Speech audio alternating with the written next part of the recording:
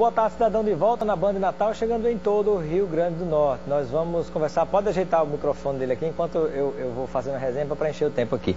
Mas vamos conversar com o advogado, já está aqui com a gente, o Danilo Braulino, advogado, e conosco ele vai conversar a respeito de recuperação judicial. Qual é a diferença entre falência e recuperação judicial? Por exemplo, falar sobre, na hora do encerramento da empresa, como é que fica, por exemplo, a situação quando um sócio está com complicações, isso vai prejudicar o outro sócio, vai prejudicar a empresa. Então tudo isso nós vamos tratar agora no Boa Tarde, Cidadão. Bem-vindo, Danilo Braulino, ao nosso programa.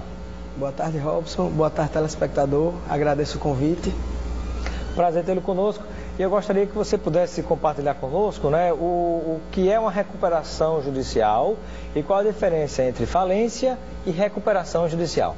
Vamos lá. A recuperação judicial é um instituto criado em 2005 pela Lei 11.101 e ela veio para ajudar as empresas que têm possibilidade de recuperação, que estão em dificuldade econômico-financeira, a se reerguer, dar uma mão através do judiciário, o Estado através do judiciário, a essas empresas, evitando que ela feche e caia na falência e deixe essas dívidas aí para a sociedade, o desemprego e para tributar.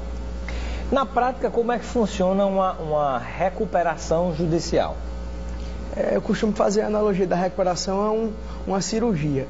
Você pega o paciente, que é a empresa, e você tem que dar alguns remédios para ela. E a justiça, através dos advogados e da equipe toda econômica que é necessária para uma recuperação, vão conduzindo isso junto com os credores para que essa empresa ela consiga se recuperar e volte à sua saúde, no caso a saúde financeira e econômica. Mas, por exemplo, vamos imaginar um caso hipotético. Tem uma empresa que existe, mas está passando por grandes dificuldades, à beira de uma falência, né, de fechar, encerrar as contas, não pagar funcionário, não pagar fornecedor, nem nada. Então, o que acontece na hora que vamos dizer que ela está devendo 10 milhões de reais, essa empresa. O que é que acontece com essa dívida dela de 10 milhões de reais? Quem é esse pessoal que vai fazer essa intervenção na empresa? Quem é que vai proporcionar ou promover essa recuperação judicial? Como funciona essa questão? A empresa, primeiramente, tem que ser analisada para saber se cabe a recuperação ou se ela não tem mais condições e vai direto para a falência. Quem faz essa análise? Essa é a primeira etapa. Geralmente é o advogado especialista em recuperação. Deve fazer essa análise prévia, até para não entupir o judiciário e não banalizar-se um instituto que tem uma função social. Um advogado particular que faz isso? Exatamente. Ok. O advogado, após essa análise, ajuiza a recuperação, a justiça concede algumas prerrogativas iniciais para que essa empresa possa se erguer. Por exemplo, o que é que a justiça concede para aquela empresa que está devendo 10 milhões de reais e quase fechando, falindo? De início, com a decisão de processamento da recuperação, ela tem uma carência de 180 dias sobre todas as suas dívidas inclusas na recuperação, que são dívidas de natureza trabalhista, quirografária, que é sem garantia, e fornecedores. Então ela tem um respiro durante esses 6 meses. E depois? Após isso, a empresa, em 60 dias do deferimento, tem que apresentar um plano de recuperação. Esse plano, geralmente, ele tem que ser pautado nas condições reais da empresa, de faturamento, de projeção de crescimento, do que ela tem para oferecer para os seus credores diante da situação da realidade. Né? E os funcionários, por exemplo, eles ficam na empresa e ficam sem receber durante 6 meses trabalhando? Como é que funciona isso? Não. Como é que acontece? Os funcionários que estão na empresa trabalhando, eles continuam a receber seus salários. No caso, a dívida pretérita, se haviam salários em atraso, eles ficam suspensos. E dívidas já ajuizadas, também na justiça, ficam suspensas. Mas aí, por exemplo, se os trabalhadores não aceitarem? Certo. A questão da suspensão, não há aceitação ou não, é uma prerrogativa automática e não há essa opinião, essa prerrogativa. A questão da votação do plano, da forma de pagamento desses débitos que foram inclusos, aí sim o trabalhador vai votar, o banco vai votar, o fornecedor vai votar para decidir se aprova o plano ou se solicita a falência da empresa e sua liquidação.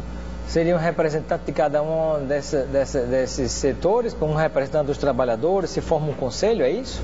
Na verdade, chama-se Assembleia Geral de Credores. Todos os credores, seja o credor que tem R$1, ou seja um credor de 1 milhão, ele tem direito de voto e pode participar da Assembleia. Muito bem. Mas aí, por exemplo, eu queria entender melhor, assim, na prática, como é que vai funcionar na hora, por exemplo, a empresa já está devendo. Se está devendo 10 milhões, não tem condição de pagar as dívidas, nem as dívidas trabalhistas. E como é que vai se, por exemplo, suspender a dívida trabalhista, como é que ela vai continuar existindo e tentar faturar alguma coisa se ela não consegue nem pagar os funcionários? Veja, as dívidas trabalhistas só se suspendem as pretéritas, os salários têm que ser pagos. Mas se a empresa não conseguir pagar? Não, aí ela tem que ir para falência. Se ela não conseguir cumprir... Aí sai de recuperação do judicial e vira e decreta-se a falência. Na verdade, a recuperação judicial seria um pedido temporário de socorro. Exatamente. De emergência para tentar se ajeitar nesse período de 6 meses. Exatamente. E se ela não se recuperar nesses 6 meses, o que acontece? Na verdade, não são só os 6 meses. Após a apresentação do plano, ela tem que cumprir o plano. O plano é apresentado. Em caso de aprovação, continua-se a recuperação. Ela só sai da recuperação após o pagamento de todos os credores na forma que foi apresentada, votada e homologado pela Justiça no plano de recuperação. Um abraço para Betinho da Mala do PSDB, que está nos acompanhando lá em Parnamirim. Obrigado pela sua audiência. Pergunta aqui, se uma empresa sai de um prédio alugado, qual o documento que o proprietário deve ter para alugar outra vez? Foge um pouquinho do tema, mas não sei se você poderia responder. Eu não entendi muito bem a pergunta. Ele diz assim, se uma empresa sai de um prédio alugado, qual o documento que o proprietário deve ter para alugar outra vez? Deve ser o proprietário do prédio, o proprietário do prédio tem que ter o registro, né, desse imóvel no cartório de registros. Né? Muito bem. E um abraço também, deixa eu ver aqui. Tem telespectador que às vezes manda pergunta por áudio. Não pode mandar por áudio porque eu não tenho como ouvir a pergunta aqui. Mas um abraço também aqui para Boy Lombra, está nos acompanhando. Um abraço, meu amigo. Obrigado pela sua audiência, marcada figura. E também a Marina Almeida está nos acompanhando no Tirão. Muito obrigado, Marina, pela sua audiência. Chegamos ao fim do nosso Boa Tarde, Cidadão de hoje. Eu quero agradecer ao Dr. Danilo Braulino, advogado. Bem-vindo ao Boa Tarde, Cidadão. Obrigado, Robson. Eu que agradeço a presença e espero ter explicitado algumas questões. Muito bem, aprendi tudo sobre recuperação judicial hoje. Ficamos por aqui com Boa Tarde, Cidadão. Continue ligado na Banda Natal com os donos da bola. Um grande abraço e até amanhã. Boa Tarde, Cidadão.